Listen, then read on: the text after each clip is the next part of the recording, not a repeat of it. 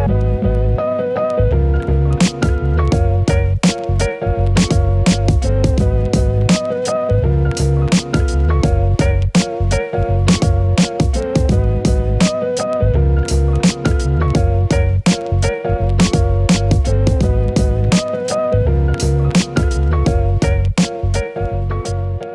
everybody, welcome to Marty Motoring. Today I have an official diagnosis of my LS460. Everything wrong with it, what the Lexus dealer by me thinks it needs, and kind of what they did for tests, how much it cost me.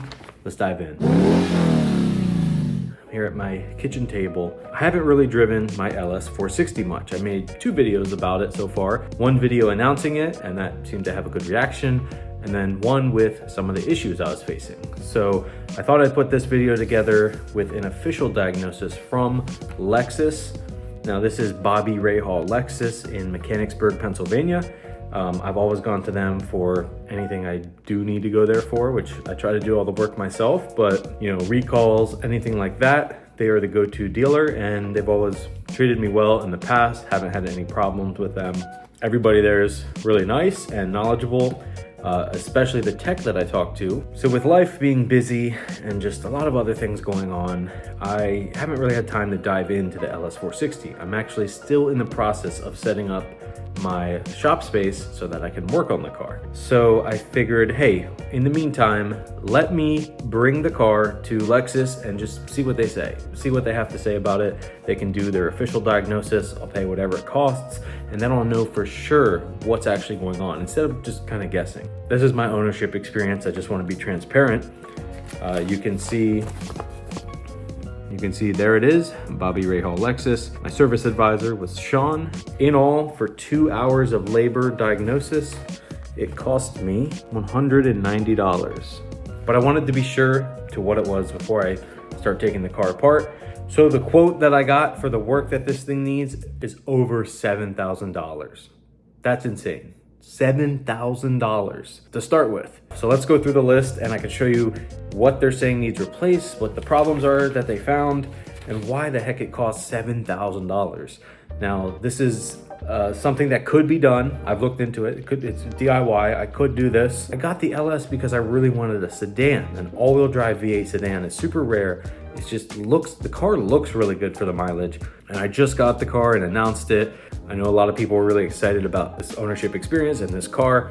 Time is definitely a factor for me. It doesn't seem like I have much anymore, maybe a few hours on the weekends to actually work on this stuff. And that's kind of why there hasn't been a lot of videos lately, if you've been following along. Life is just really busy. But I got this car because I wanted a nice Lexus again.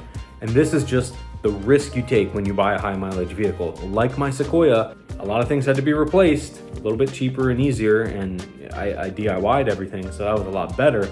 But now with this Lexus, it's a little more complex. Okay, and here is the diagnosis. So labor and parts, $179. I think it was 89 bucks an hour or something like that.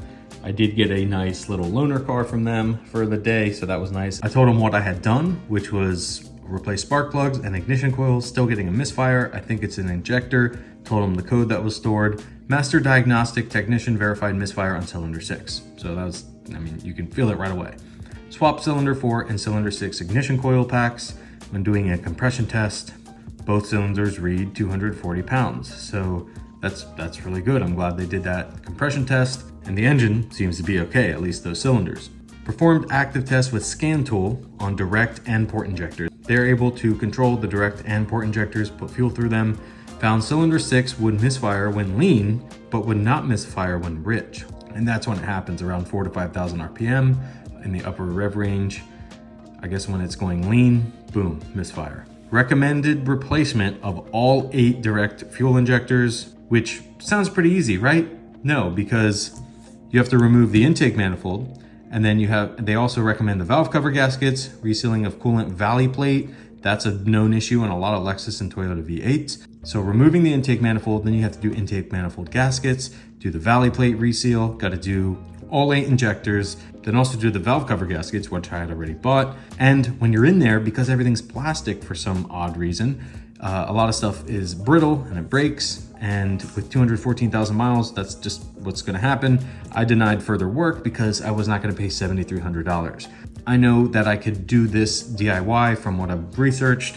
Other things they noticed, which I have also noticed too in my ownership, the airbag light comes on when there's someone in the passenger seat. That has something to do with the radio from speaking with the previous owner when I got the car. Very strange, random thing that happens. There is a rattle on the exhaust on cold start. I don't know why or where it is. Something's touching something. That's not a big deal. I could just cut the mufflers off, put something better on. They say felt torque converter shudder on test drive. I don't think I felt that. I mean, the transmission's always felt normal to me. Bad vibration from radiator fan. I also hadn't experienced that. So that's even more than what I knew was going on.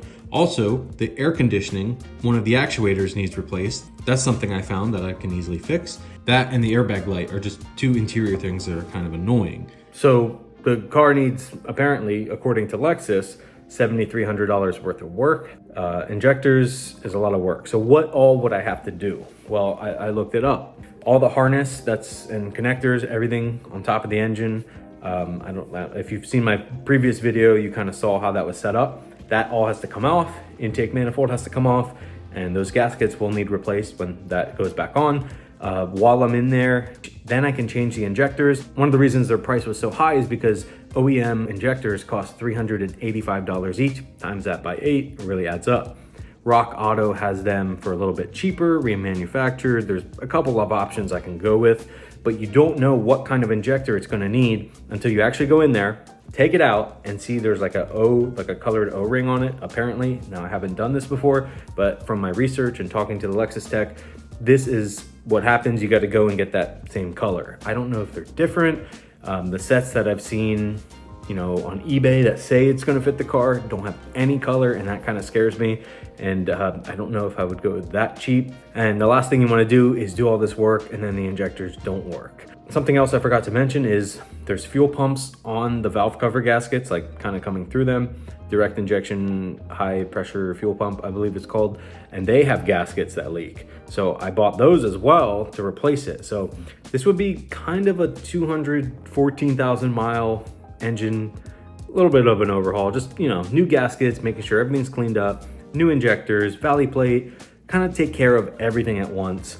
And to do it myself, it'll probably end up setting me back about $1,000 to $1,500, depending what injectors I go with and how far I want to go. And it's not bad. It's just one of those things that's going to be very labor intensive. And I'm not going to have a car to drive for a while. The thing that really sucks is once you dive in, that's how you figure out the injector. Then I got to order and wait. So it's a little bit of wait time there. The car's not going to be able to be driven, which I really haven't driven it that much anyway. I mean, I'm definitely not paying $7,300. That's way too much. I can stay and fix this and make awesome content on this vehicle that's pretty rare and nobody makes videos about. Film my whole process of fixing it in my shop. That was originally my idea.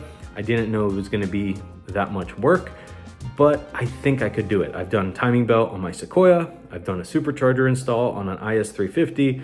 So I feel like I can take off an intake manifold, replace injectors, and kind of seal everything back up. And valve cover gaskets, do all that at the same time.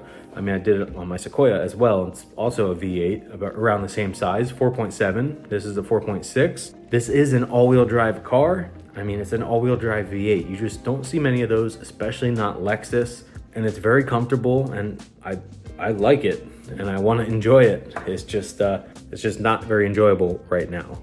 I know a lot of you are really excited to see this car, really want to see it fixed, and want to see more content on it. That's what I'm trying to do. It's a busy season. I'm not a big YouTuber. I don't make a ton of money. So that's why I'm all about the lower budget projects and high mileage Toyota and Lexus vehicles, because they're just a lot cheaper to get. So would you pay $7,300 and just have it done by Lexus, or would you try to attempt it yourself and save some money? With all that said, thank you for watching. If you enjoyed this video, you found it helpful, definitely give it a thumbs up. If you're new to the channel, you want to follow along, see what happens, hit that subscribe button. Thank you for watching, and as always, keep those wheels turning. So long, farewell.